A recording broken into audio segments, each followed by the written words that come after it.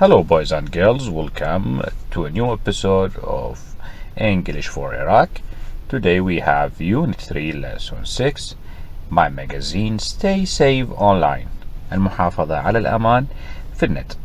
طبعا of course this is a very important subject. هذا موضوع جدا مهم، يعني من ناحية انه give you some advice، يعطيك بعض النصائح to stay safe online. This is in your life طبعا، هذه حياتك. أما in your written exam or in English of course أو حتى بالمنهج مالتك هذا بيجيك بطريقة قطعة.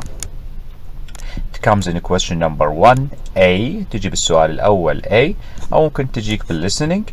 هذه منطيك إياها على طريقة نقاط، هو حيجمعها whole reading comprehension، يعني قطعة كاملة.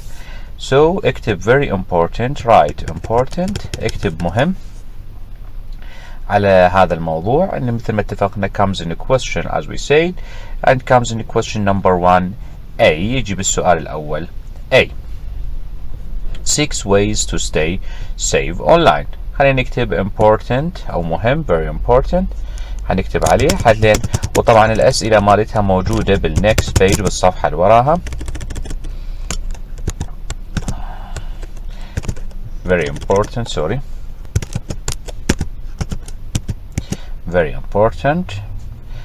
والأسئلة طبعا of course next page next lesson تكون الأسئلة وراها، so you have to read it many times، تقرأها أكثر من مرة. so in the next lesson you can answer these questions easily، حتقدر تجاوب على هذه الأسئلة بسهولة. so let's listen and read. خلينا نسمع وثم نقرأ، وإنه حتى أنت practice reading، تتمرن على القراءة. Track 48. Listen and read. 6 ways to stay safe online. 6 طرق للتحافظ على الأمان على النت. 1. Be nice to people online. Try to be nice not to be rude. لا تكون يعني bad or rude مع people مع الناس. يقول لك كن nice. try to be nice with people to people online. حاول تكون ودود أو طيب مع الناس. 2. Be careful about what you share. Pictures, thoughts. Of course you have to be careful. لازم تكون حريص إنه أنت what you share، شنو اللي أنت تسوي له share، اللي هو مشاركة أو نشر، سواء هذا يشمل pictures الصور أو thoughts الأفكار. 3. Keep your personal information safe. حاول تحافظ على معلوماتك الشخصية آمنة، اللي هي personal information، اللي تشمل الأدرس مالتك، العنوان، الفون نمبر. so try to keep it safe، حتى يعني يسموها يسمى personal information، معلومات الشخصية. 4. Keep your passwords safe. You should use letters, capital letters, numbers and symbols. when you try to write أو يعني to do يعني write a password، لما تحاول تسوي password لازم يكون يتكون الباسورد من capital letters، حروف capital، numbers أرقام and symbols وهو الرموز. هذا example to the username والباسورد. هذا اليوزر نيم هو اسم اليوزر نيم اللي هو اليوزر تسجل انت بيه، والباسورد لازم يكون safe. اللي يكون safe يعني حتى اخليه يعني يكون الامان مالته عالي، يستخدم حروف capital و symbols and numbers ورموز وارقام. 5. Never meet a person that you only know online. This advice can help you. هذه النصيحة ممكن تساعدك especially during this time، خصوصا هذه الأوقات مالتنا، ونادى ينهيك إنه meet someone that you only know، person that you only know online. دير بالك أو انتبه، وهي نصيحة كلش مهمة. never meet a person، تقابل شخص إنه أنت بتعرفه فقط على طريق النت، يعني معرفتك بيه عن طريق النت. try never to meet him، حاول إنه أبد ما تقابله. you don't know these people، ما تعرف شنو هذه الأشخاص، فنو so never meet them. شوف نادى ينهيك. 6. If you find something you don't like online, tell your parents or your teacher. Of course the last advice, if you find something you don't like، لو وجدت شيء أنت ما تحبه، تحاول tell your parents، تحاول تخبر والديك or your teacher، المدرس مالتك أو المعلم مالتك أو المعلمة. These are the 6 ways to stay safe online. هذه حتنجمع بقطعة، يعني هذه كلها حتكون جمل واحدة بصف اللغة، حتكون reading comprehension كاملة. نكتب عليها مهم، لأن الأسئلة مالتها هتلقاها هنا. check my understanding on lesson 7. هذه الأسئلة المرتبطة بها. do not try to answer it. لا تحاول تجاوبها. no, read it more than one time. اقرأ القطعة هي أكثر من مرة تفهمها. then in the next lesson we will try to answer these questions. now please go to طبعا هذه page number 48. هذه صفحة رقم 48. now please go to activity book. حاول هسه تنتقل لكتاب النشاط page number 46 وتكتب important to this exercise. حتكتب مهم على هذا التمرين. of course هذا التمرين مرتبط عندك بالقطعة نفسها. يعني اللي يعرف اللي يقرأ القطعة حيعرف انه هذا مرتبط بالفوكابولري اللي كلها جاية من القطعة. فنكتب عليه very important exercise. نكتب عليه تمرين جدا مهم. اوكي. before you do it طبعا انت ممكن هذا نكتب عليه مهم. ليش؟ انه ممكن يجيك بالامتحان بطريقة انه complete the following sentences using these verbs. حتكمل الجمل الآتية باستخدام هذه الأفعال. try after you read بعد ما تقرأ القطعة try to answer هذا التمرين. of course you will press pause. حتوقف الفيديو. do it by yourself. سوي انت لوحدك. then you check your answers after you have finished أو بعد ما أنت تخلص. so let's start now. we'll use these verbs اللي هي موجودة نفسها حتى to complete these sentences اللي هو موجودة بالactivity A. الكلمات هي be يكون keep يحافظ keep meet يقابل find يجد. if you read طبعا الcomprehension حتكون so easy to answer. nice to people online. احنا دائما ننصح نقول حاول تكون nice. so we will choose be nice. of course we will start with capital letters. حنبتدي بحرف capital. be nice to people online. your password safe. حاول انه تحافظ على الباسورد مالتك safe. الكلمة المناسبة حتكون اكيد هي not meet يقابل not find يجد keep حافظ على الباسورد مالتك safe. keep your password safe. careful حريص what you share pictures or thoughts. be careful دائما تكون هاي النصيحة دائما يقول لك be careful. be careful. number 4 never dash فراغ person that you only know online. never what. احنا تختارين keep never keep لا تحافظ على الشخص online. no. never meet a person لا تحاول تقابل شخص ما تعرفه فقط لا عن طريق الأونلاين. number 5 dash فراغ your personal information safe. معلوماتك الشخصية آمنة. حاول تحافظ عليهم. so keep هنختار we will choose keep your personal information safe. number 6 if you لو أنت dash فراغ something you don't like online tell your parents or your teacher. if you what? if you find of course if you find something you don't like. لو أنت وجدت شيء ما يعجبك you don't like online tell your parents or your teacher. اخبر مدرس مالتك او البيرنتس اهلك. هذا this is an important exercise. هذا تمرين مهم يجيك بطريقة انه complete the sentences using these verbs او these words. تكمل الجمل باستخدام هذه الكلمات او هذه الافعال. as we said very important exercise. مثل ما قلنا تمرين مهم. Alright, before we start with page number 47 قبل نبدأ صفحة رقم 47 خلينا هسه نتعرف على one of the most important rules أو grammar we have. واحدة من أهم القواعد اللي عندنا اللي هواي الطلاب يتخربطون بيها هي قاعدة mustn't و should و shouldn't.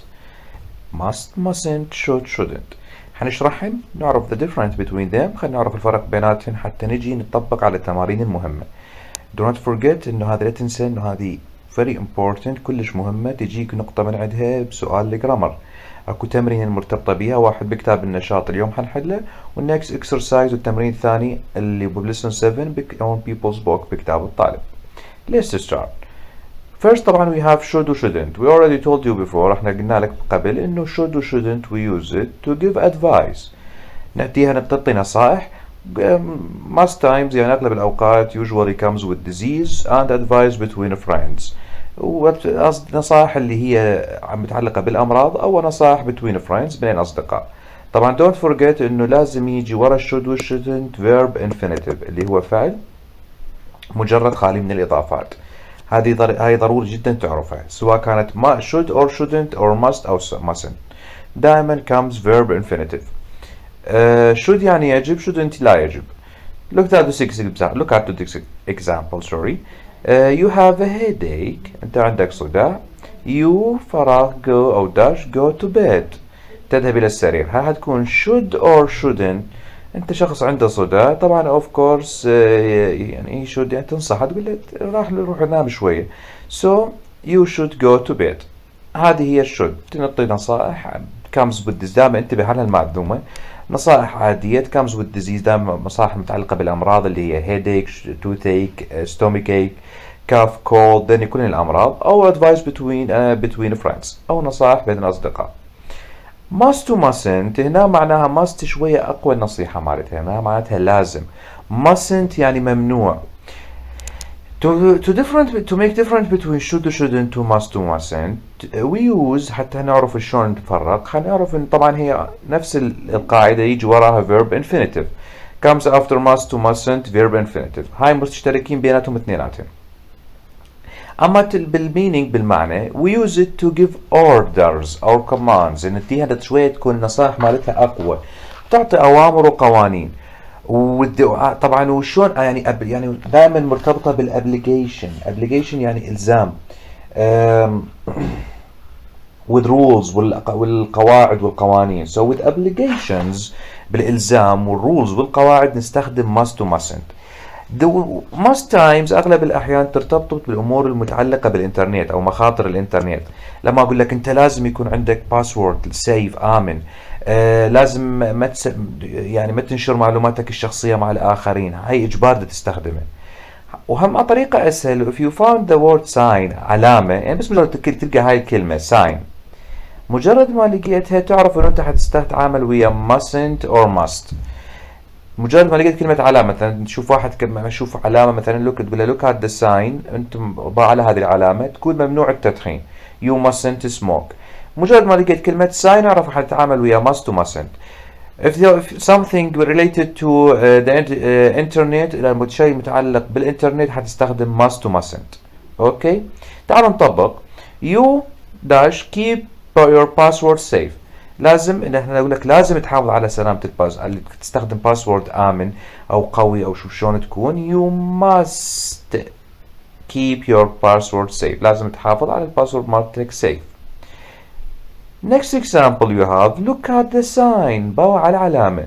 it says تقول we use our smartphones. يعني مثلا هاي اللي نشوفها بالرودز بالطرق اللي تقول شنو علامة موبايل مثلا اللي متعلقة ممنوع استخدام الموبايل. تقول له look at the sign. it says look at the signs. it says we dash use our smartphones. انظر الى هذه العلامة اللي دايسة على ما يعني sign شلون تكون شكلها او شنو معنات هاي العلامة. هاي العلامات اللي هي تلقاها. هاي الساين says you mustn't use your smartphones. هاي ما تستخدم ممنوع تستخدم موبايلك. اكو الساين اللغة العلامات اللغة اللي تلقاها اللي هي بالمستشفيات in hospital says no smoking. هذني العلامات اذا هي معنى كلمة ساين علامة. اذا يعني اذا لقيت هيك معنى كلمة او لقيت هذه الكلمة اعرف قبل انه انت حتستخدم كلمة mustn't or must. فانت من تجي تنصح احد ونشوف هاي الساين ان هوسبيتال or wherever يعني باي مكان لما تنصحه لازم تستخدم قاعدة mustn't اللي هي ممنوع عليك او تمنع من استخدام هذا الشيء. like this example look at the sign. it says we dash our smartphone. طبعا حتكون we mustn't use our smartphones. انه ممنوع هاي العلامة تقول اللي هي هاي العلامة نفسها انه هاي العلامة تقول ممنوع تستخدم سمارت فون. اوكي هذه القاعدة. سننتقل للتمرين اللي متعلق بها بأكتيفيتي بوك page number 47. mark the sentences and picture. complete the sentences with must, mustn't or should, shouldn't. هنا مطلوب منك تكمل التمرين باستخدام يا اما must يا اما mustn't or should او shouldn't. حتى يكون عليك سهلة أول شيء أول ما تنظر للجملة حدد بأي مجموعة حتستخدم الماست جماعة الماست أو جماعة الشود. وراها تكون سهلة إنه أنت حتجبر على هذا الشيء يجب أو لا يجب أو لازم أو ممنوع. خلينا نستارت with number 1. I forget to clean my teeth in the morning and in the evening. شغلة كلش مهمة احنا لازم نتعلمها انه احنا لازم ابد ما ننسى انه احنا ننظف clean our brush our teeth ننظف اسناننا. I could يعني for something very important. So انت هذا شيء كلش او obligation بدها تجبر احد، احنا اتفقنا اذا في شيء تجبر احد حيكون يا اما must يا اما mustn't. فهنا تجبره تقول يعني تنطي نصيحة، يعني تقول نفسك نصيحة انه انت لازم او لا يعني أو لا يعني ما يصير انت تنسى انه انت تنسى تنظف اسنانك، فطبعا حتكون قاعدة mustn't. Alright. Number 2, I dash keep my password safe. اتفقنا if something related to internet، يعني لو اتفقنا ان هذا الشيء متعلق باستخدام الانترنت حنستعمل ويا جماعة must و mustn't. فانت لازم الشيء هذا تسويه، انت لازم تحافظ على امانة الباسورد مالتك، حتقول I must keep my password safe. Number 3, my dad said، أبي قال I play games for a long. والدك دي يقول لك انه انت لازم ما تلعب، يجب ان لا تلعب العاب. ده احنا قلنا الادفايس العاديه between friends او يعني شغله بنصيحتها تكون عاديه، هنستخدم جماعه الشود والشودنت. انت والدك دي ينصحك يقول لك مثلا لا تلعب العاب مده طويله، مو دا يجبرك على هذا الشيء هو هنا، فتكون I shouldn't play games for too long. انا لازم ابد ما العب العاب لمده طويله. Number 4, we eat healthy food. الطعام الصحي. احنا اتفقنا ان الشغلات متعلقة بالصحة والامراض نتفق نستخدم قاعدة يا اما should او shouldn't، يعني هنا تكون انت لازم تاكل او يجب ان تاكل الطعام الصحي. we should eat healthy food. Number 5, look at the sign. ضوء على العلامة اللي احنا قلنا هاي العلامات اللي تكون no smoking، ممنوع تستخدم موبايلك، اللي هي هاي. It says، هي تقول هذه العلامة we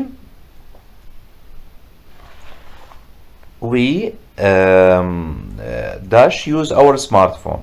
اوكي of course احنا اتفقنا مجرد ما لقينا كلمة sign حتستخدم قاعدة mustn't. we mustn't use our smartphones. احنا لازم ممنوع نستخدم او محظور علينا استخدام الموبايل الذكي. هاي التمرين كلش مهم، وبالمناسبة احنا لازم نحفظه مثل ما هو، ان هذه الصيغة اللي هي الوزارية اللي تجي من عنده، فلا تحاول تفتي بالقواعد او لا تحاول انه تألف قواعد من عندك، نتبع مثل ما قال عليه التيتشر جايد او دليل المعلم او اجابات الدليل اللي عندنا، حتى لو انت بالنسبة لك it makes no sense. ننتقل للتمرين الاكتيفيتي اللي وراه اللي هو اكتيفيتي دي او اكسرسايز دي. هذا همتين تمرين مهم، ممكن يجيك بطريقتين، يا اما طريقة السبيلينج اللي انت تكتب الكلمة والعكس مالتها، او بطريقة انه ينطيك الجملة وتختار choose the words in the box، تختار كلمات موجودة بصندوق وتنزلها بالجمل. هذني كلهم كلمة والعكس مالتها، يعني adjectives and the opposite. easy سهل، hard صعب، interesting شيق، opposite of، boring ممل، nice شي حلو، bad سيء، friendly ودود unfriendly، helpful متعاون unhelpful غير متعاون، save آمن unsafe غير آمن. هذني الكلمات الادجectives تحفظ بالإملاء، لأن أنا أجيبها بطريقة مثلا أقول لك nice bad friendly وأنت تكملها حتكون unfriendly، أو ممكن تجيك بطريقة إنه complete the following sentences using these adjectives أو the words in the box، أكمل هذه الجمل باستخدام الكلمات الموجودة بالبوكس، مثل ما هاي الجمل حنحلها احنا. عرفنا العكس هسه نيجي نكمل الجمل، وحنختار واحدة من ذني طبعا، من هذه واحدة من ذني هاي adjectives الصفات. Number 1, this maths task is dash. هذه المسألة الرياضية is فراغ، هو منطيك المسألة 11 by 5 طبعا سالب 5 2 ناقص 10 by 6. هذه تشوف المسألة الرياضية كلش طويلة، ف of course it is hard، يعني أكيد طبعا هي كلش hard كلش صعبة أو صعبة علينا. There are many dash websites where you can learn about lots of things. هناك there are many أكيد هناك websites مواقع كثيرة تعلم أشياء lots of things. Of course طبعا هذه المواقع اللي نتعلم من عندها أشياء حتكون مواقع interesting، يعني مواقع شيقة. interesting شيقة. Number 3, be careful كن حريص because there are lots of websites. لازم انت when you're using internet لازم be careful about nice websites المواقع يعني تكون حريص على المواقع nice جيدة or bad websites. bad of course مواقع سيئة أو الغير جيدة. Number 4 my grandparents are very داعش فراغ be people and always try to help everyone. أجداد وجدة وجدته إنهم very people they دائما try to help everyone because they are يعني that's mean they are friendly ودودين or unfriendly غير ودودين. people try to help other people of course there are friendly people ناس ودودة تحب تساعد الآخرين. friendly people. Number 5 this website is very هذا الموقع is very dash it doesn't tell you how to make a cake. موقع شنو انه ما يقول لك نهائيا شلون تسوي. ده يفتح موقع ما يعلم نهائيا how to make a cake. فهذا الموقع of course unhelpful يعني ما فائدة بأي شيء ما بأي فائدة. unhelpful don't forget انه لازم تحفظ هذه الكلمات بالسبيلينج مالتها so do not make my mistake حتى لا تعمل الخلطة اللي أنا سويتها بالسبيلينج. This website is very unhelpful. Number 6 it is to put your personal information online. It is safe آمن إن تحط معلوماتك الشخصية على النت يعني اللي هي الأدرس مالتك الفون نمبر. of course it's not safe يعني it's not unsafe يعني غير آمن أنت تحط personal information معلوماتك الشخصية ما يصير تكون online الكل يشوفها how many people you don't know they can see it يعني الناس اللي هواية تشوفها واللي غالبا الناس ما تعرفها. so it is unsafe غير آمن to put your personal information online أنه تحط معلوماتك الشخصية online. don't forget طبعا أنه تكتب على هذا التمرين very important لأن هذا إن شاء الله إذا حسوي امتحان لازم أجيب من عنده نقطتين على الأقل من ناحية إنه متعلقة بالwords بالvocabulary يعني بالكلمات أو متعلقة بالspelling بالإملاء. هاخذ من عندك واحدة من الadjectives وهماتين حدز لك بالورق المرفق الصفات دني حتى تحفظهم بالspelling. هاماتين تحفظها كطريقة adjectives ونكمل بيها complete the following sentences. Alright, good luck and goodbye.